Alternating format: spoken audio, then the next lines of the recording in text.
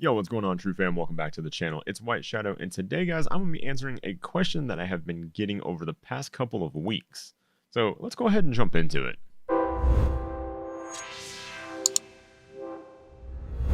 So today, guys, I'm going to be answering a question that I've been asked tons of times over the past couple of weeks. And that question is, how do I pick the right microphone setup for my Twitch stream? So we're going to take this question and break it down into three simple kind of areas. And that's 1, budget, 2, environment, and 3, your space requirements of your actual setup. So starting with the budget is kind of easy and self-explanatory. You really want to set a budget for yourself simply because pro audio, like this microphone right here and interface that I'm using, they can get really expensive and you can really blow a lot of money on pro audio.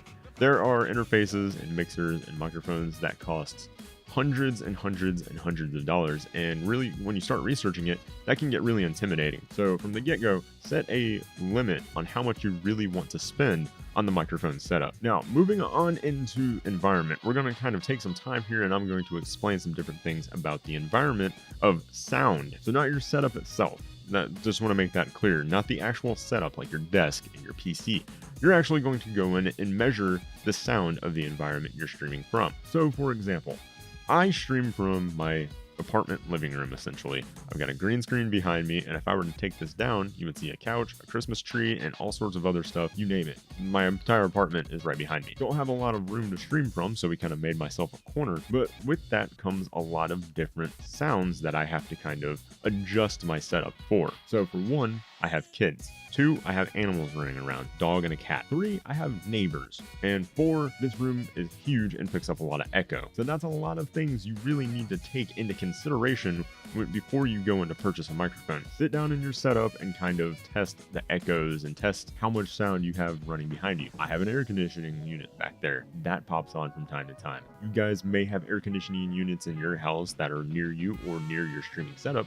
You really need to measure that sound level and see if it's really audible over your microphone setup before you actually go out and spend money on a microphone that will pick it up even more. So you really need to measure that. Now, determining the correct microphone based on these sound levels and things of that sort is going to be the type of microphone you're going to go after. So if you have a lot of sound in your house, like I do, go for a dynamic. A dynamic is designed to cut back on a lot of those frequencies and really help block out, with the rear ejection of the capsule, block out all of that external noise. You can also add noise gates and filters and things of that sort and stuff in OBS, but a dynamic is going to block out those noises better than a condenser style microphone. Now, on the flip side of all of that, if you have a more controlled environment, like an office, a soundproofed room, something of that sort, like a little media room or something that you can convert into a streaming setup, then you can go for literally any microphone you want to. And then at that point, it really comes down to what type of tonality you want from your setup. When it comes to tonality,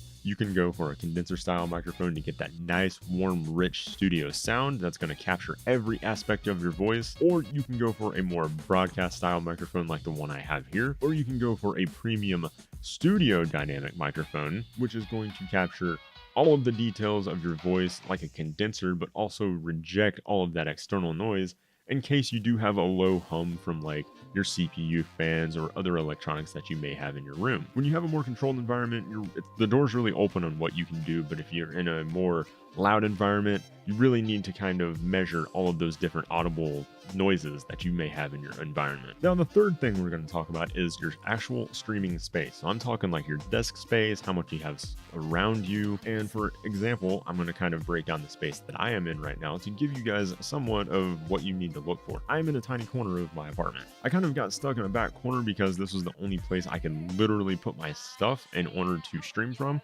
So right now I have a pretty small desk with a little thing next to me so I can house my PC and all of the components and everything. I've got a smaller interface and I've got really no desk space at all due to my mouse and keyboard, all of the different peripherals and stuff that I personally use. And the reason why you want to analyze this aspect of your setup is it's going to determine the size of the stuff you can buy for your microphone setup. So for me, I have a smaller interface. And the reason why I have a smaller interface is because I don't have room for a giant mixer. Although I would love to have a mixer so I can actually get in there and fine tune more of this stuff, I don't have the space for it. So why would I purchase that if I don't have the space? I'm not going to be able to put it anywhere. It's just going to get in the way and cause me more frustration than I actually need for my setup. So I made it easy on myself, got myself an interface, and it blends in with the rest of my setup and doesn't get in my way. For the setup that I personally have, I was able to get a boom arm because this allows me to push my microphone up and out of the way when I'm done using it. So I need to sit down and edit these videos that you see me make on YouTube. I'm able to push the microphone out of the way so it's not up in my face all the time. If you have a larger area, you don't need to worry about any of that because you're going to have the desk space and the actual just real estate around your area in order to utilize all of these different things you can purchase. If you have a larger space, you can do a rack mounted system. You can have mixers and all of that fun stuff and lay it out in an area that's nice and easy to use. If you have a smaller area, you really need to kind of sit down and think like what the bare essentials are that you need. But guys, that's about it when it comes to really purchasing the microphone. But these are 3 key areas I often see overlooked when it comes to purchasing a microphone for broadcasting in general. I get people coming to me all of the time saying, hey, I purchased this microphone, but it's not doing what I thought it was going to do. It's picking up a ton of background noise.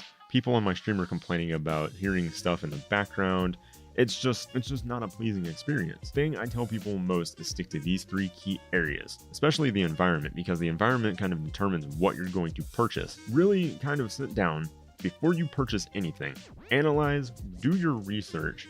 Come ask me, use me as a resource if you need to, and really figure out what you actually need for your setup, because when it comes to Twitch streaming, your audio is one of the biggest things people are going to audibly hear when it comes to your stream setup. So you want really pleasing audio. People will leave if there's a lot of background noise or the audio just isn't good. So make sure you're spending time to really figure out the audio of your stream. This is often an overlooked portion of streaming, and I kind of want to bring more awareness to it and help you guys in the process of purchasing any new equipment. If you guys found this video helpful or you have any more questions, be sure to hit that like button and hit subscribe. And come find me or leave a comment in the comment section down below. I will do my best to answer everything and get back to you as soon as possible. If you guys want to follow myself or True Gaming on any of our social media, all of those links are below. And you can also come hang out with me on stream sometime. We'll talk tech. We'll hang out and play some video games. And if you need any help, I'm right there. You can just drop it in chat. But guys, I hope this video is extremely helpful to everybody, especially to those newcomers to the streaming world. In case you guys ever needed any help, I will be making more videos like these in the future. Give me some ideas down in the comment section below. But guys, that about does it for the video. I will see you in the next one. My shadow out.